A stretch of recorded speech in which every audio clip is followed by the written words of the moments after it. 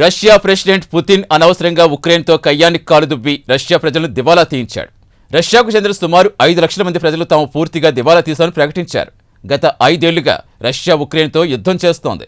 దీంతో దేశంలో జీవన వ్యయం విపరీతంగా పెరిగిపోయింది. యుద్ధంతో అభివృద్ధి కుంటుపడింది. ఈ ఏడాది రష్యా జీడీపీ ముందుగా అంచనా వేసిన 1.3% నుంచి కేవలం 0.4% వృద్ధి సాధించవచ్చని రష్యా ఫైనాన్స్ మినిస్ట్రీ అంచనా వేస్తుంది. ఇక రష్యా బ్యాంకింగ్ రంగం, ఆర్థిక వ్యవస్థపై ప్రత్యేక కథనంలో మరింత సమాచారం తెలుసుకుందాం.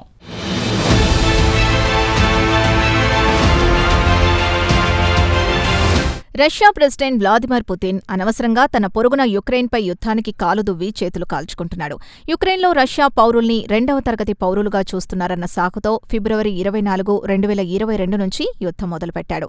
గత 5 సంవత్సరాల నుంచి కొనసాగుతున్న యుద్ధంలో భారీ విజయాన్ని మూటగట్టుకున్నాడా అంటే అదీ లేదు. దేశం ఆర్థికంగా దివాలా తీసే స్థాయికి చేరుకుంది. యుద్ధం వల్ల రష్యా సుమారు 5 లక్షల మంది పౌరులు దివాలా తీశారని యూరోపియన్ ఇంటెలిజెన్స్ నివేదికలో పేర్కొంది. కాగా ఈ నివేదిక ఈ వారంలోనే విడుదలైంది. యుద్ధం వల్ల రష్యాలో జీవన వ్యయం విపరీతంగా పెరిగిపోయింది. ఈ ఏడాది రష్యా జీడీపీ లేదా స్థూల దేశీయోత్పత్తి ముందుగా అంచనా వేసిన 1.3% నుంచి 0.4%కి కుదించారు. ఇక రష్యా పౌరులు తమ రోజువారీ ఖర్చులకు గాను బ్యాంకు రుణాలపై ఆధారపడాల్సి వస్తోంది. తీసుకున్న బకాయిలు చెల్లించలేని స్థితిలో ప్రజలున్నారు. దీంతో బ్యాంకులు కూడా దివాలా తీసే స్థాయికి చేరుకున్నాయి. బ్యాంకులు కూడా తీవ్ర సంక్షోభంలో కూరుకుపోయే పరిస్థితి కనిపిస్తోంది.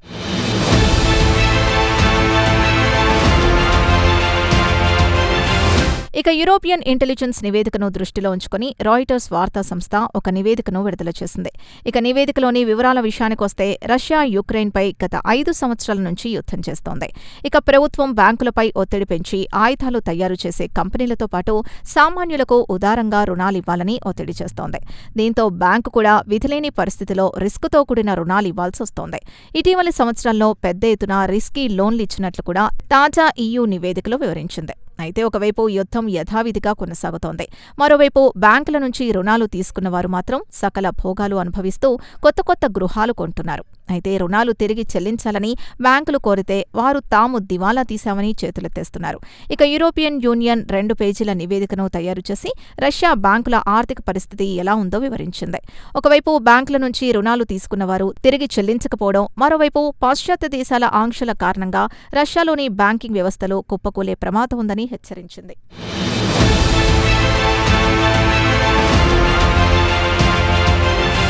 ఇదిలా ఉండగా రష్యా బ్యాంకుల విషయానికొస్తే దాదాపు అన్ని అమెరికాతో పాటు యూరోపియన్ దేశాల ఆంక్షలకు గురైనవే. 2022లో మాస్కో యుక్రెయిన్పై పూర్తిస్థాయి యుద్ధానికి దిగిన వెంటనే అమెరికాతో పాటు యూరోపియన్ దేశాలు ఆంక్షలు విధించాయి. కాగా EU దేశాలు ఈ నెలలో 21వ ప్యాకేజ్ ఆంక్షలు విధించడానికి సిద్ధంగా ఉన్నాయని, ఇక ఈ ఆంక్షల విషయానికొస్తే రష్యా బ్యాంకులు క్రిప్టో కరెన్సీ నెట్వర్క్ని లక్ష్యంగా చేసుకుని విధించే ఆంక్షలే. ఇక రష్యా బ్యాంకులు సంక్షోభంలో కూరుకుపోవడానికి ప్రధాన కారణం బ్యాడ్ లోన్స్ విపరీతంగా పెరిగిపోవడమేనని యూరోపియన్ ఇంటెలిజెన్స్ రిపోర్ట్ వివరించింది. బ్యాడ్ లోన్స్ అంటే హై రిస్కుతో కూడిన రుణాలు. డిఫాల్ట్ అయ్యే అవకాశాలు ఎక్కువగా ఉంటాయి. ఇక రష్యాకు చెందిన అతిపెద్ద కార్పొరేట్ రుణాల్లో 2% బ్యాడ్ లోన్స్ కింద పరిగణించబడ్డాయి. గత 2 ఏళ్ల నుంచి చూస్తే రష్యా బ్యాంకుల్లో బ్యాడ్ లోన్ సంఖ్య విపరీతంగా పెరిగిపోయింది. గతేడాది సుమారు 5 లక్షల మంది దివాలా తీసినట్లు ప్రకటించారు. ప్రతి ఏడాది బ్యాంకులకు బ్యాడ్ లోన్స్ ఛార్జ్యం పెరిగిపోతోంది.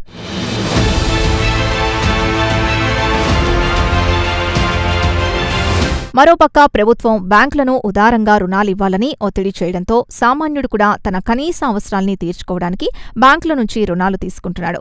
సుమారు 13 బిలియన్ రష్యన్లు వివిధ బ్యాంకుల నుంచి 3 లేదా అంతకంటే ఎక్కువ రుణాలు తీసుకున్నారు. ఈ రుణాలన్నీ దేశంలో నిత్యావసర ధరలు పెరగడంతో కుటుంబ పోషణ భారం కావడంతో తీసుకున్న రుణాలే. ఇక ఈ రష్యాకు చెందిన ఆర్థికవేత్తలు, బ్యాంకింగ్ రంగానికి చెందిన నిపుణుల అంచనా ప్రకారం కార్పొరేట్ రుణాలు గడువు ముగిసినా చెల్లించనివి ప్రస్తుతం $91 బిలియన్ వరకు ఆక్రమించాయని చెబుతున్నారు. ఇండియన్ కరెన్సీ ప్రకారం చూస్తే 8,65,000 కోట్లుగా చెప్పుకోవచ్చు. ఈ రుణాల విషయానికొస్తే రష్యా జీడీపీలో 3వ వంతు వరకు ఉంటుందని అంచనా. కాగా ప్రస్తుతం రష్యా జీడీపీ $2.65 ట్రిలియన్ చెబుతున్నారు. ప్రస్తుతం బ్యాంకులు ఇచ్చిన రుణాల విషయానికొస్తే బ్యాంకింగ్ వ్యవస్థలోని 2 సంవత్సరాల ఆదాయంతో సమానమని బ్యాంకింగ్ రంగానికి చెందిన నిపుణులు చెబుతున్నారు.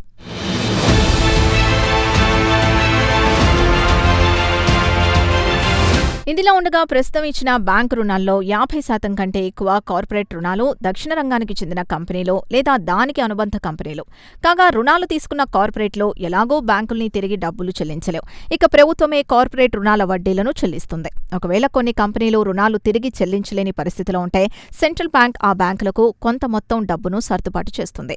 దీంతో ఆ బ్యాంకులు రోజువారీ ఆర్థికపరమైన లావాదేవీలు చేసుకోవడానికి వీలుంటుంది. ఇక కార్పొరేట్ కంపెనీలు కాకుండా బ్యాంకుల నుంచి వ్యక్తిగత రుణాలు తీసుకున్న మొత్తం $22 బిలియన్ తేలింది. ఇండియన్ కరెన్సీ ప్రకారం 2.10 లక్షల కోట్లుగా చెప్పుకోవచ్చు. ఇక వ్యక్తిగత రుణాలు తీసుకొని తిరిగి చెల్లించని వారు రుణాల్ని బ్యాంకులు రైట్ ఆఫ్ చేస్తున్నాయి. ఇక రష్యాలో బ్యాంకింగ్ వ్యవస్థ విషయానికొస్తే ప్రభుత్వం వెన్నుదన్నుతో నడుస్తున్నాయి. దీంతో సామాన్య ప్రజలు 1కి 2 రుణాలు తీసుకుంటున్నారు. చివరకు ప్రభుత్వం ఈ బకాయిల్ని బ్యాంకులుగా చెల్లిస్తోంది. యుద్ధం వల్ల సామాన్య రష్యన్ బ్యాంకుల నుంచి రుణాలు తీసుకోవాల్సిన అవసరం ఏర్పడింది. ఈ రుణాలు ప్రస్తుతం రిస్క్లో ఉన్నాయి.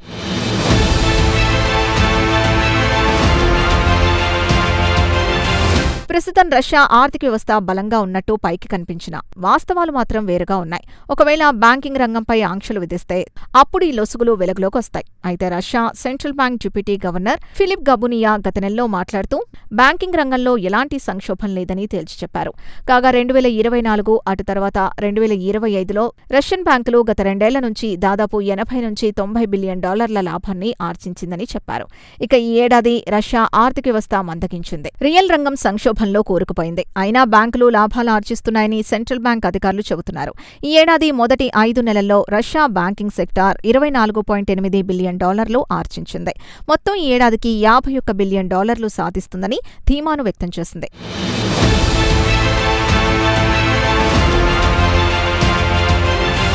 ఇక రష్యా జీడీపీ విషయానికొస్తే గతేడాది 1% క్షీణించింది. ఈ ఏడాది కేవలం 0.4% మాత్రమే నమోదు కావచ్చునని అంచనా వేస్తున్నారు ఎకనమిస్టులు. పాశ్చాత్య దేశాల ఆంక్షల కారణంగా చమురును గ్లోబల్ మార్కెట్లో అమ్ముకోలేకపోతోంది. యుద్ధం వల్ల రష్యా ఆర్థిక వ్యవస్థ కుదేలయ్యే అవకాశాలు కనిపిస్తున్నాయి. కేవలం ఇటీవలి కాలంలో యుక్రెయిన్ రష్యాలోని పవర్ ప్లాంట్లతో పాటు పెట్రోల్ స్టోరేజ్ ప్లాంట్లపై డ్రోన్లతో దాడులు చేయడంతో రష్యాలో పెట్రోల్ కొరత ఏర్పడింది. ప్రజలకు పెట్రోల్ రేషనింగ్ విధించింది. ఇక రష్యాలోని 60% ప్రజలు తమ ఆర్థిక పరిస్థితి రోజురోజుకు దిగజారిపోతోందని వాపోతున్నారు. జీవన ప్రమాణాలు దారుణంగా దెబ్బతిన్నాయేనంటే మరికొందరు ఉద్యోగాలు లభించడం లేదంటున్నారు. ఇక ప్రభుత్వం కూడా సంక్షేమ పథకాలకు కోతపెట్టి ఆ డబ్బును యుద్ధానికి వాడుకుంటోంది. యుద్ధం ముగిసే వరకు తమ బతుకులు బాగుపడవని సామాన్య రష్యన్ తనలో తాను గొనుక్కుంటున్నాడు. మరి సామాన్యుడి వేదన పుతిన్కు అర్థం కాదు. పుతిన్కు ఎదురు తిరిగే దమ్ము ధైర్యం రష్యాలో ఎవరికీ లేదు. కాబట్టి ప్రస్తుతానికి మౌనంగానే కష్టాలు భరించాల్సిందే.